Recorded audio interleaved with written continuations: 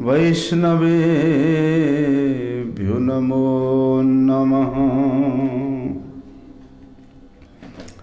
पतित पावन परम करुणामय परम आराध्यतम गुरुपाद पद्म नित्य लीला प्रविष्ट ओम विष्णुपाद परमहंस परिव्राजकाचार्य अष्टोत्तर शत श्रीमद् श्रील भक्तिवल्लभ तीर्थ गोस्वामी गुरु महाराज जी के अभय चरण कमल में अनंत कोटि साष्टांग दंडवत प्रणाम करते हुए उनकी अहितु की कृपा प्रार्थना करता हूँ। आज जिन महापुरुष प्रभुपाद जी के परम प्रिय पार्षद नित्य लीला प्रविष्ट ओम विष्णुपाद परमहंस परिव्राजकाचार्य त्रिदंडी स्वामी श्रीमद् भक्तिमयुग भागवत गोस्वामी महाराज जी एवं नित्य लीला प्रविष्ट विष्णुपाद परमहंस परिव्राजकाचार्य त्रिदंडी स्वामी श्रीमद् भक्ति श्रुति गोस्वामी महाराज जी के श्री चरण कमल में अनंत कोटि साष्टांग दंडवत प्रणाम करते हुए उनकी अहितु की कृपा प्रार्थना करता हूँ। नमो विष्णुपादाय भक्तिमयुख भागवत नामिने सर्वेश शक्ति रूपाय कृष्णाय सेवक रूपिणे। श्रील भक्तिमयुख भागवत गोस्वामी महाराज जी सन 1911 को त्रयोदशी तिथि को अवलंबन करके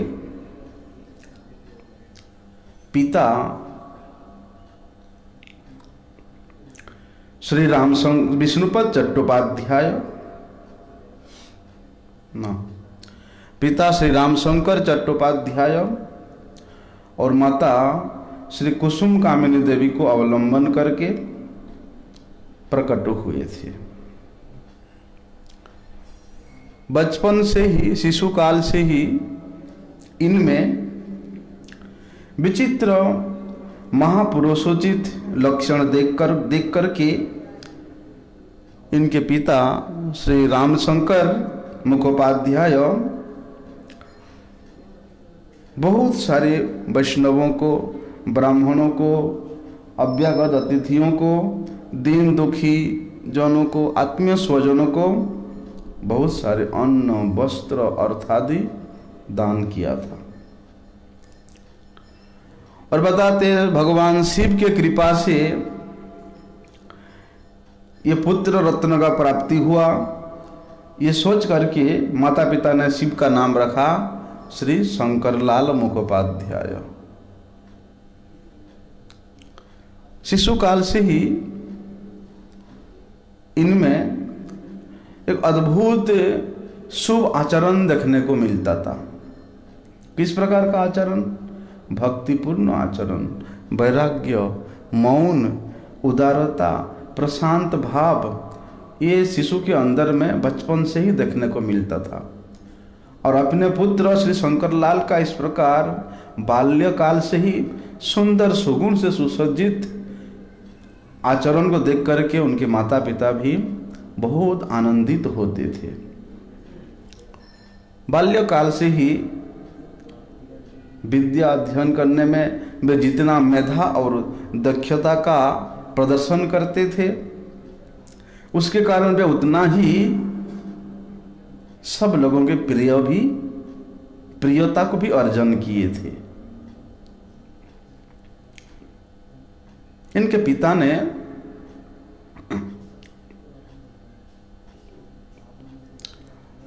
इनके पिता का ही केवल इस प्रकार दीन दुखी वैष्णव ब्राह्मणों के प्रति दान दक्षिणा देने का विचार था, वो केवल नहीं, इनमें भी बचपन से ही देव द्विजों ब्राह्मणों के प्रति, दीनहीन दुखियों के प्रति अतिशय दया भाव, उदारता भाव, सरलता भाव। बोलते 8 साल के बच्चा हो के अंदर में इतने सारे संस्कार देखने को मिला था। यहाँ इतने सारे संस्कार वो 8 साल के बालक के हृदय में सुसंपन्न रूप में था। स्कूल में 6ठी क्लास में पढ़ने के समय में वे प्रथम स्थान लेकर के अपने परिवारजनों को और शिक्षक लोगों को भी आनंदित करते थे। उसके बाद 7वीं क्लास में उन्होंने उच्च अंग्रेजी शिक्षा प्राप्त करने की इच्छा से 7वीं क्लास में भर्ती हुए। तो वहाँ पर भी दूसरे स्कूल में भी इनका इस प्रकार सरल स्वभाव को देख करके उस स्कूल के जो प्रिंसिपल थे वे इनको अपने पुत्र जैसा स्नेह करते थे और कभी कभी तो इनको अपने घर बुला करके वे उनको प्रसाद भी खिलाते थे। जब बालक शंकर 11 साल के उम्र में थे तब इनका पिता श्री रामशंकर मुखोपाध्याय का निधन हो जाता है। 13 वर्ष की आयु में उनके माता का निधन हो जाता है। उनके पितामह और मातामह का भी सबका निधन हो जाता है। फिर वे इस संसार में मानो अकेले ही पड़ गए ऐसा। लेकिन उस समय क्या होता था, एक प्रथा था, उस प्रथा के अनुसार बाल्य विवाह हो जाता था। तो गांव वालों ने, ग्रामवासियों ने और उनके जितना भी आत्मीय स्वजन थे वे सब हट करके बचपन से ही इनका शादी करा दिया। शादी तो करा दिया बचपन से, लेकिन वो जब युवक होते हैं तब वो स्त्री अपने पति के घर आती है। शादी हो गया था बचपन से, लेकिन अभी पत्नी अपने घर में है, अपने पति के घर नहीं आई है। बोलते शादी होने पर भी ये जब उच्च शिक्षा प्राप्त कर रहे थे कॉलेज में, तो वहाँ पर भी वे प्रत्येक विषय में प्रथम श्रेणी में उत्तीर्ण हुए थे।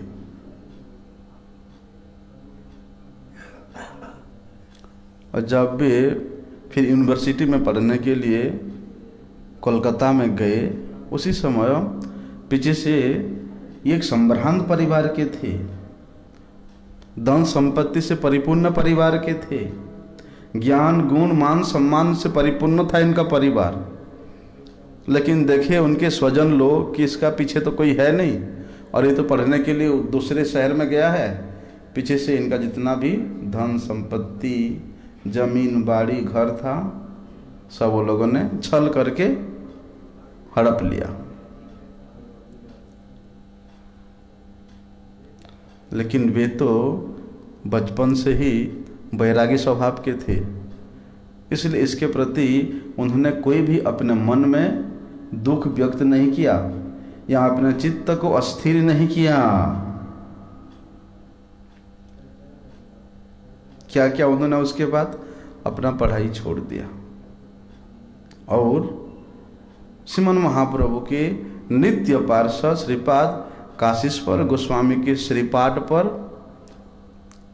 उनके गांव के पास में काशीश्वर पंडित का श्रीपाठ था और उस ग्राम में बोलते सारी ब्राह्मणों के द्वारा ही वो ग्राम सुसज्जित था और उस गांव के सब ब्राह्मण लोग भी देवी का उपासना करने वाले थे, शाक्त धर्मावलंबी थे।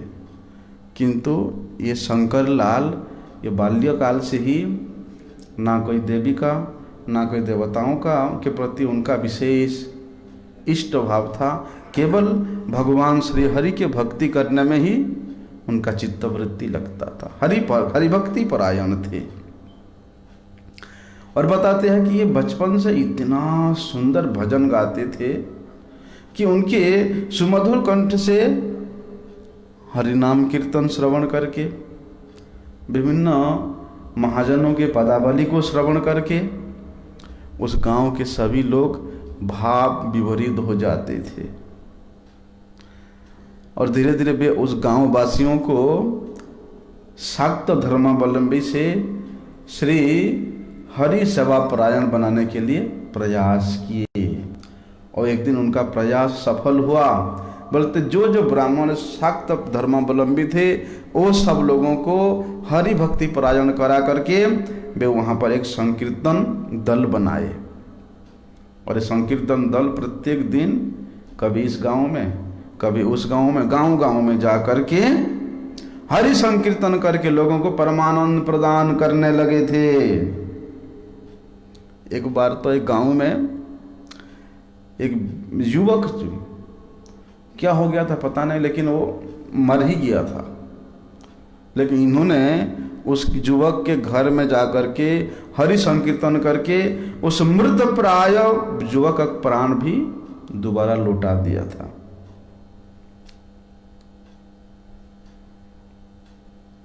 फिर गांव में प्रचार हो गया, अरे ये तो ठाकुर है, बड़ो ठाकुर के नाम से उनका नाम प्रसिद्ध हो गया। जो भी व्याधि आपद विपद होता था सब इनके पास भागते थे और ये सबको हरि कीर्तन हरि कथा हरि स्मरण करा करके सबका आदि व्याधि आपद विपद सब लोगों का मुक्त करा देते थे।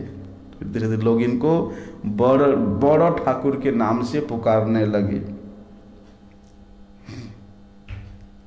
और इसी प्रकार अपने गुरुपाद पद्म श्रील सरस्वती प्रभुपाद से मिलने से पहले ही वे लोगों के हृदय में हरि भक्ति का बीज बपन कर दिए थे। श्री हरिनामामृत रस पान करा करके वे उस गांव के अगल बगल के समस्त गांव के लोगों को परमानंद प्रदान करते थे। कलिजुग पावन अवतारी भगवान श्री चैतन्य देव, उनके द्वारा प्रचारित हरिनाम संकीर्तन रस सिंधु में वे स्वयं तो डूबे रहते थे। बोलते मन में एक दिन चिंता किया कि ये संसार हरि कीर्तन के बगैर कितना दुखी है, संसार के लोग कितना दुख प्राप्त कर रहे हैं। यहाँ का माया मोह ममता स्नेह प्यार ये तो सब दुख के कारण है। वास्तव में श्री कृष्ण के साथ श्री हरि के साथ जो स्नेह ममता प्रणय प्यार होना चाहिए वो इस संसार के इस अनित्य वस्तुओं के प्रति होने के कारण सबके सब दुखी है, सबके सब दुख भोग कर रहे हैं। इसलिए श्री कृष्ण और श्री कृष्ण नाम ही एकमात्र सत्य वस्तु है और दोनों एक अभिन्न अद्वैत तत्व है। नाम और नामी दोनों अभिन्न अद्भुत तत्व है।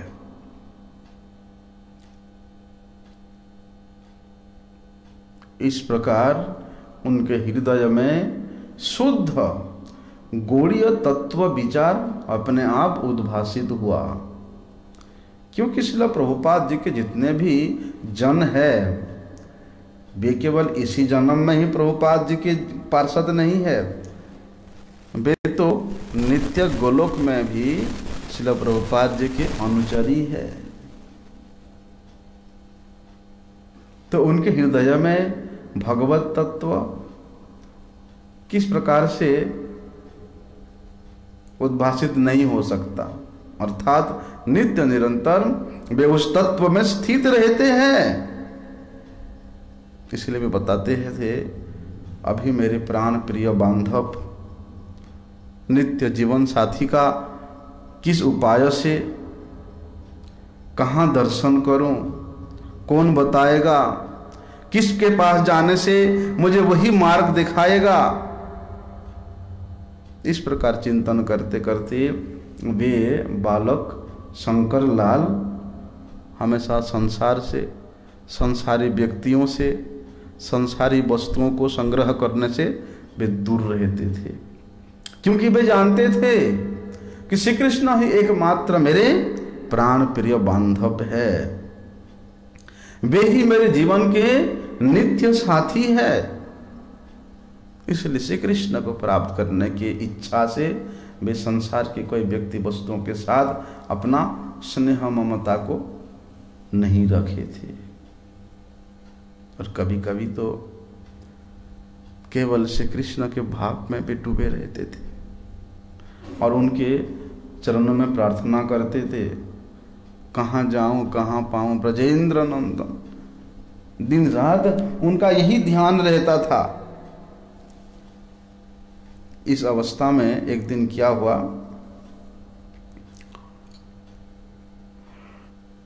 भगवान तो अंतर्यामी है, वे अपने भक्त के प्रत्येक भाव को जानते हैं और अपने भक्त के भाव के अनुसार उसके हृदय के इच्छा को पूर्ण करने के लिए भगवान भी तत्पर रहते हैं। इसलिए एक दिन रात्रि में जब ये सो रहे थे तो उन्होंने एक सपना देखा। वो सपना क्या था कि एक सुंदर उज्जवल गेरुआ बसन पहना हुआ, गले में उत्तरी धारण किया हुआ, और उनके स्कंध में अति उज्जवल उपवीत धारण किया हुआ, कंठ में तुलसी का माला है और त्रिदंड धारण किया हुआ एक ज्योतिर्मय पुरुष अलौकिक रूप से उनके द्वार के सामने, उनके घर के सामने खड़े हुए हैं। वो सपनों में देख रहे हैं। एक व्यक्ति उंगली दिखा करके उनको निर्देश कर रहे हैं कि तुम सोए हुए हो, देखो तुम्हारे गुरुदेव तुम्हारे घर के द्वार पर खड़े हैं।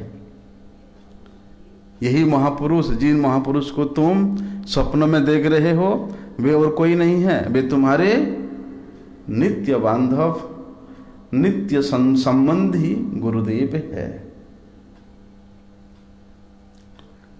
ये देख करके सपनों में वो सोचते हैं कि कितने आश्चर्य की बात है, जिनको ढूंढने के लिए मैं कितना रोआ, दिन रात रोआ, ढूंढते ढूंढते थक गया,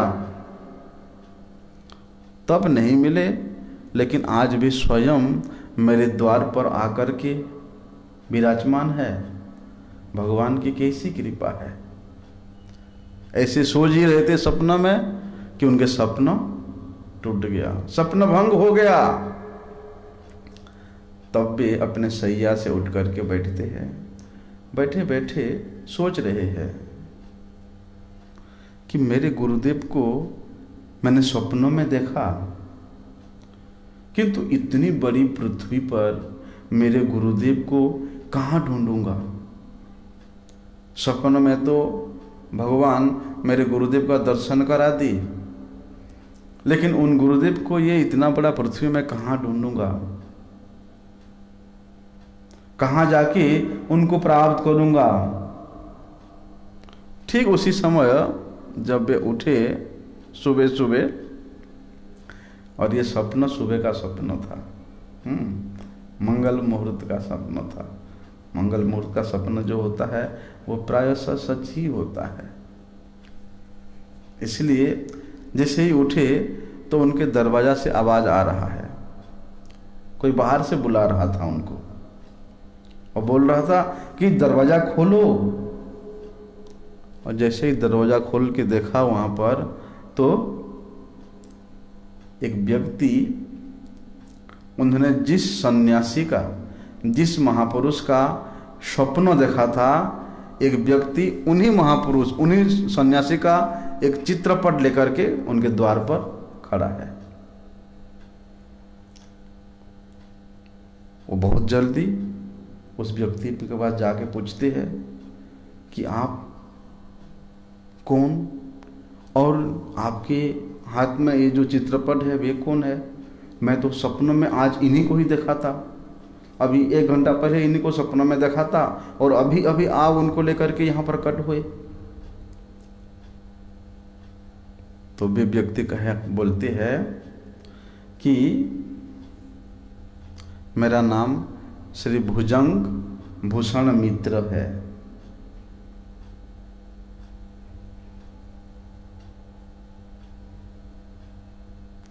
उस व्यक्ति ने वो व्यक्ति बोलते हैं कि इनके एक मित्र है, किनके मित्र? शंकर लाल के मित्र है उस गांव में, उनका नाम है श्री भुजंग भूषण मित्र। और उन्होंने इस व्यक्ति को भेजा है जिस व्यक्ति के हाथ में वे चित्रपट है, उस महापुरुष का चित्रपट है। ये सुन करके शंकर लाल बड़े शीघ्र ही अपने मित्र के पास पहुंचते हैं कि आपने उस व्यक्ति को उस महापुरुष का फोटो लेके भेजा था, और आपने जिस महापुरुष को फोटो दे के भेजा था, मैंने आज ही सपने में उन महापुरुष का दर्शन किया।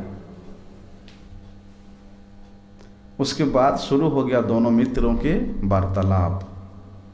जब वे गए वहाँ पर उनके मित्र के घर, तो वे भुजंग भूषण जी एक आसन में बैठ के हरि नाम जप कर रहे थे।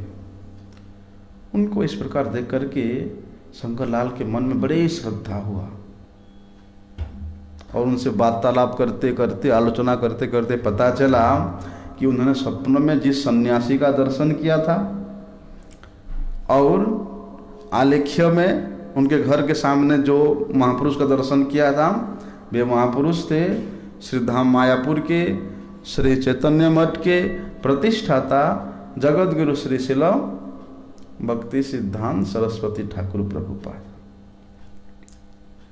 और वो जो मित्र महाशय भुजंग भूषण मित्र जी जो है, ये प्रभुपाद जी की चरणाश्रित सेवक है।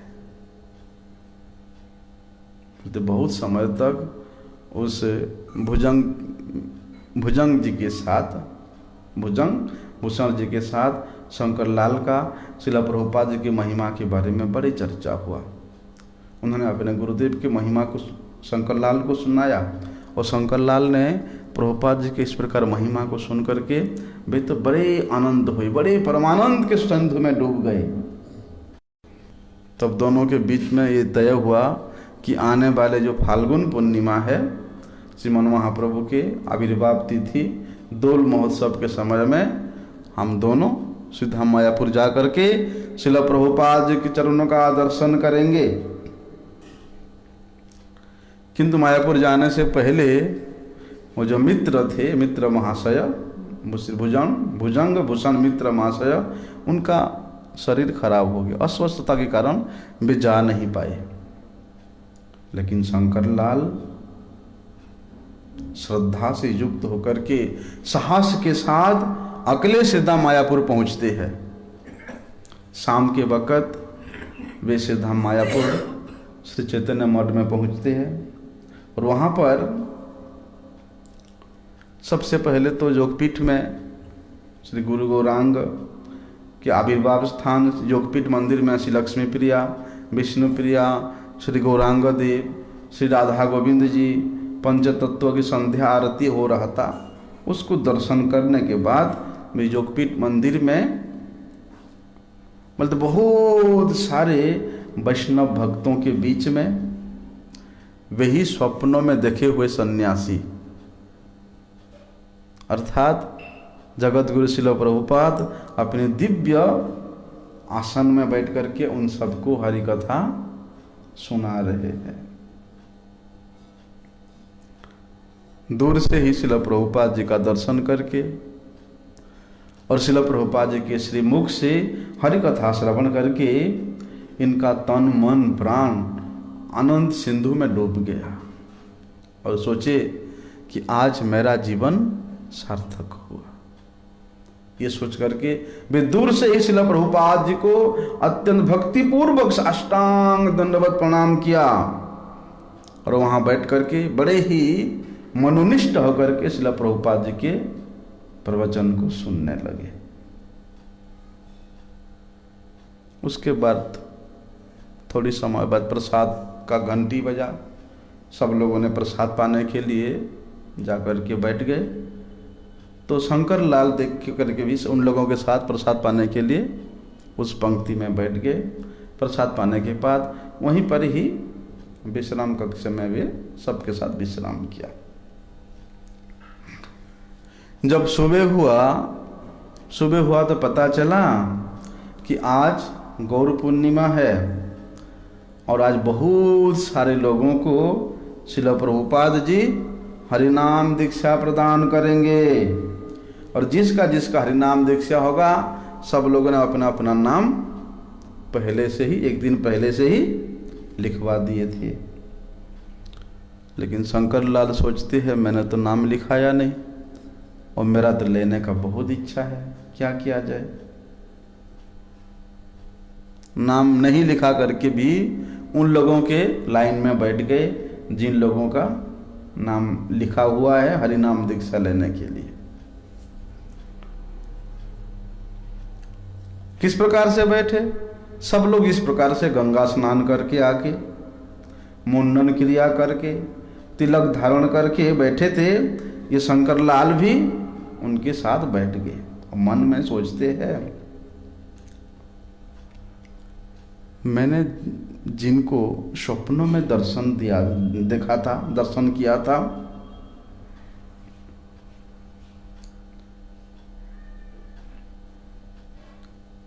वे ही तो मुझे यहाँ पर खींच के लाए हैं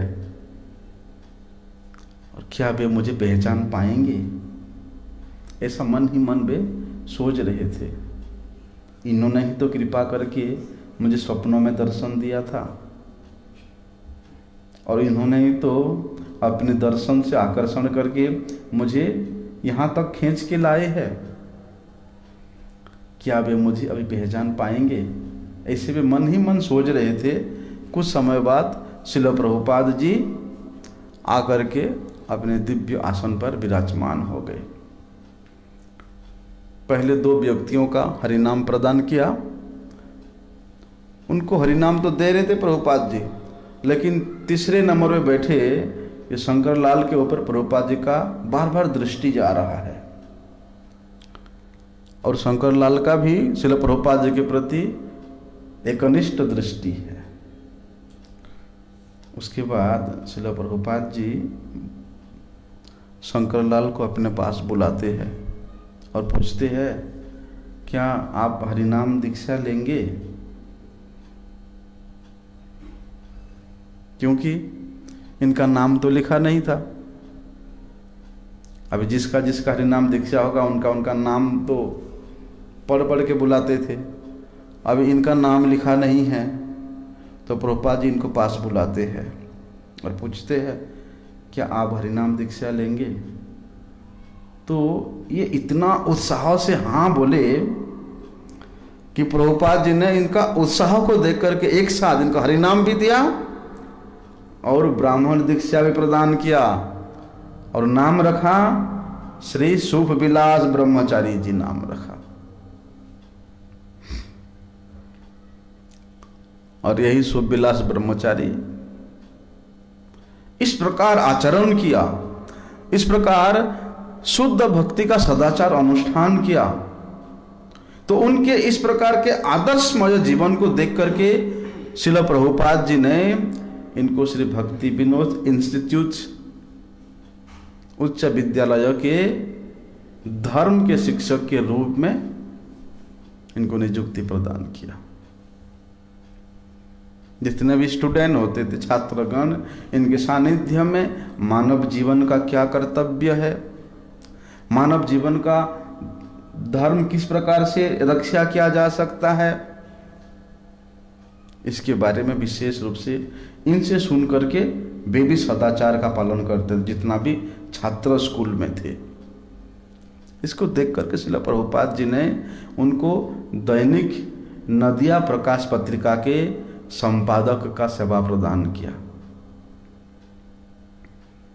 श्रील प्रभुपाद जी का कृपादेश से संपादक का कार्य वे इतना सुंदर रूप से परिचालना करते थे कि अपने आप उसमें वे सुसिद्धांतपूर्ण भक्ति से युक्त आर्टिकल भी लिखना शुरू किया।